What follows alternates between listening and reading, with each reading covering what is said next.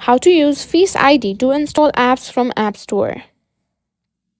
In today's video, I'm going to show you how to enable Face ID for downloading and installing apps from the App Store. This is a great way to make your app purchases even faster and more secure, especially if you're using iOS 14. Let's dive right in. First, unlock your phone and open the Settings app. Scroll down and tap on Face ID and Passcode. This is where you can simply manage all the settings of your Face ID.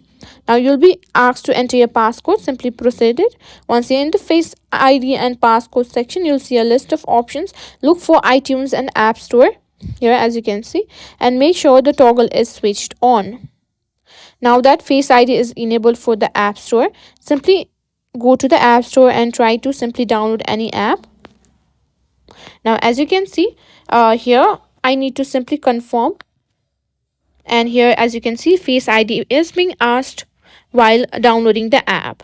And that's it, that you're now all set to use Face ID to install apps from the App Store.